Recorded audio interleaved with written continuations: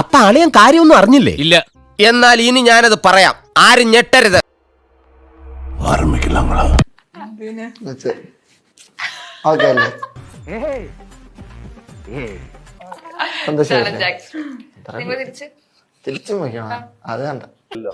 ഇവന്റെ മൊത്തത്തിലുള്ള പെരുമാറ്റം ഒരു മുതലാളിയുടെ മോന് ചേർന്നതല്ല.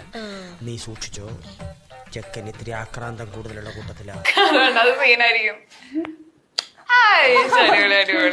എന്റെ ഭഗവതി, ഇവന്റെ ഷേപ്പ് മാറാതെ നീ നോക്കിക്കോണേ.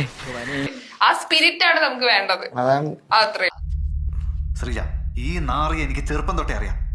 ഇവനെക്കാളും വലിയ വായി നോക്കി ഈ പഞ്ചായത്തിൽ വേറെ ഉണ്ടാവില്ല. ഇവന്റെ വീട്ടില് ഫോട്ടോഷോപ്പ് നല്ല വെളിച്ചെണ്ണ വാങ്ങാൻ പോലും നീ വന്നു നാട്ടുകാരാണ് കഴിഞ്ഞാൽ അതിനേക്കാളും വലിയ അപമാനം പറയണം. ലൈവായിട്ടൊന്ന് കിസ് ചെയ്യണം.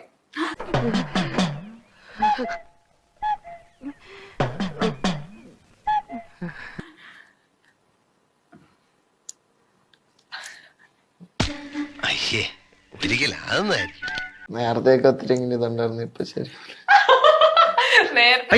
രണ്ടിനെ പിടിച്ച് പടിക്ക് പുറത്താക്കി പട്ടി അയച്ചു തള്ളി മറിക്കുന്നുണ്ടായിരുന്നല്ലോ.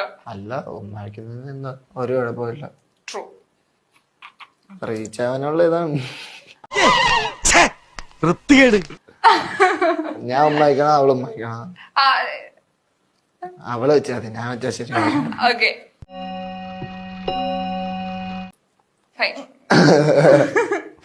എന്തായിട്ട് നാണണ്ട, അവൾക്ക് നാണൊന്നുമില്ല. ഉളുപ്പുണ്ടടാ ചക്കണക്ക്. എന്നാ പോവാൻ നോക്കടാ.